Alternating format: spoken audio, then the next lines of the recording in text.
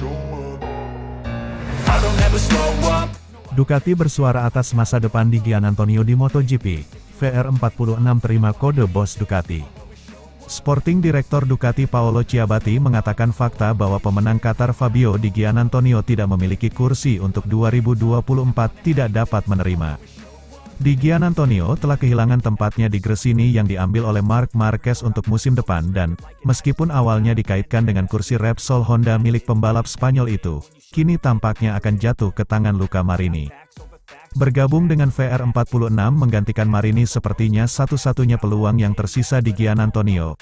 Namun tim Valentino Rossi mengatakan mereka menginginkan pebalap muda dari Moto2 dan sedang berbicara dengan Fermin Aldewer dan Tony Arbolino.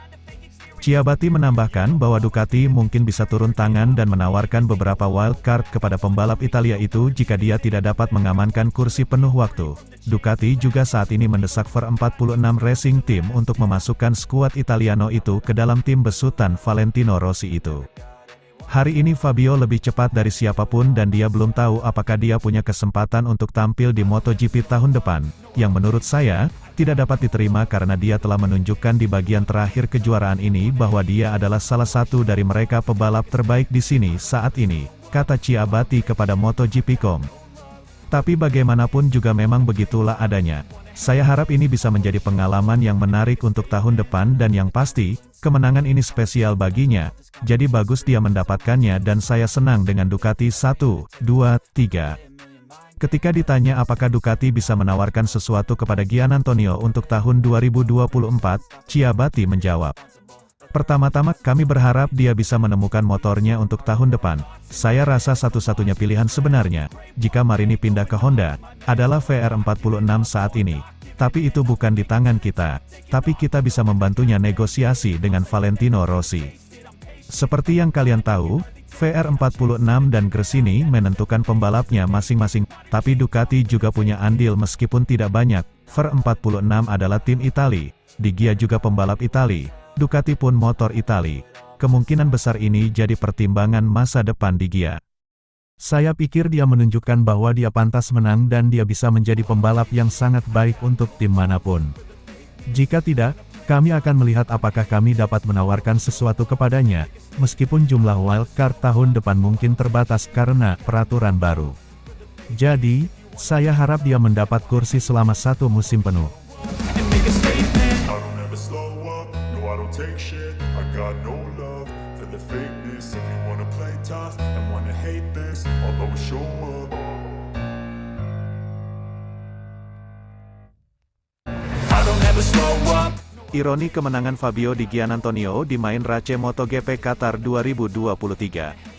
Fabio Di Gian Antonio membuat kejutan saat Main Race MotoGP 2023 Qatar. Pembalap Gresini Racing itu berhasil meraih kemenangan perdana dalam karirnya di kelas utama dalam balapan yang digelar pada Senin, 20 November 2023, dini hari WIB. Di Gia sukses mengungguli Francesco Bagnaia yang menuntaskan balapan di posisi kedua.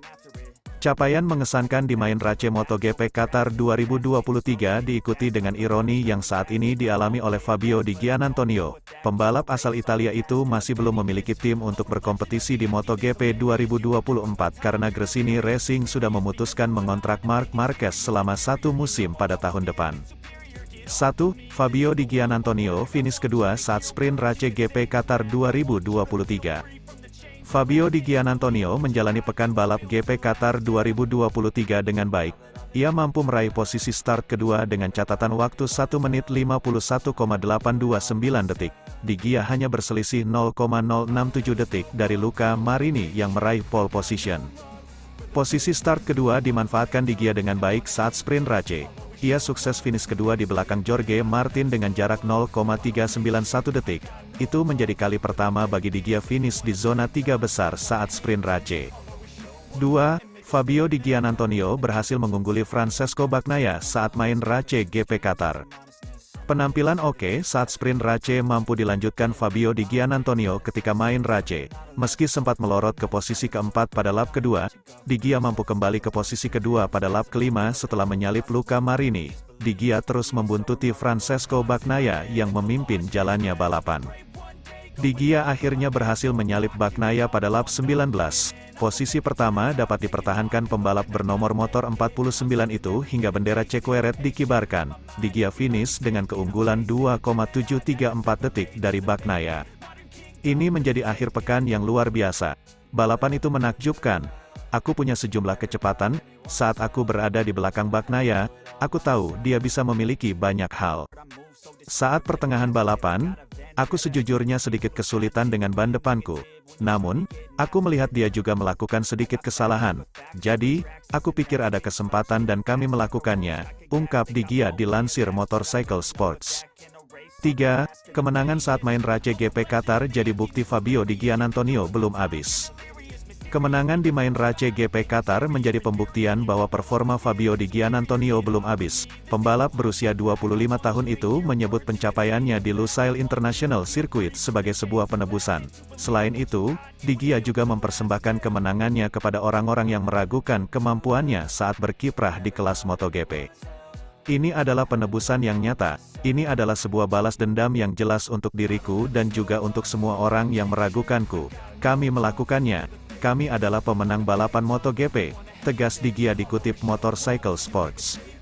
4. Fabio Di Giannantonio bercerita soal nasibnya untuk MotoGP 2024. Kemenangan Fabio Di Giannantonio di main Race MotoGP 2023 Qatar tak diikuti dengan kabar baik lainnya. Di Gia secara terang-terangan menyebut peluangnya bertahan di MotoGP sudah tertutup. Itu didasarkan atas berita terbaru yang dirinya terima selepas pekan balap GP Malaysia perihal masa depannya di kejuaraan. Aku ingin jujur dan mengatakan satu hal. Setelah GP Malaysia, sesuatu tentang masa depanku terjadi dan itu bukanlah hal bagus. Jadi, aku pulang ke rumah dengan banyak kemarahan. Tetapi dalam hal yang positif. Aku berkata 2 atau 3 kali kepada keluarga dan temanku bahwa aku akan menang di Qatar. Teman-temanku bilang, jangan katakan itu, pergi ke sana dan bekerjalah. Namun, aku bilang akan memenangi balapan dan akan melakukannya. Akan tetapi, Anda harus melakukan sejumlah hal dengan baik dan mewujudkannya. Itu tidak mudah. Tetapi kami melakukannya, cerita Di Gia dikutip Crash. Fabio Di Giannantonio setidaknya bisa berbangga atas pencapaiannya di GP Qatar. Kemenangan yang sudah dinantikannya sejak debut di MotoGP pada 2022 akhirnya terwujud. Ini tentu menjadi momen menggembirakan walau nasibnya musim depan masih jadi tanda tanya. I don't ever slow up, no I don't take shit. I got no love for the fakeness. If you wanna play tough and wanna hate this, I'll always show up. I don't ever slow up, no I don't take shit. I got no love for the fakeness. If you wanna play tough and wanna hate this, I'll always show up. I don't ever slow up. Bagnaia ketakutan setelah nyaris tabrakan dengan Di Giannantonio. Pemimpin klasemen MotoGP, Francesco Bagnaia, mengaku insiden di tikungan 1 dengan Fabio Di Giannantonio di Grand Prix Qatar membuatnya ketakutan di lap-lap terakhir. Bagnaia memimpin sebagian besar balapan Minggu, 19 November 2023, di sirkuit Losail yang berlangsung selama 22 lap, tetapi disalip oleh Di Giannantonio pada lap ke-19.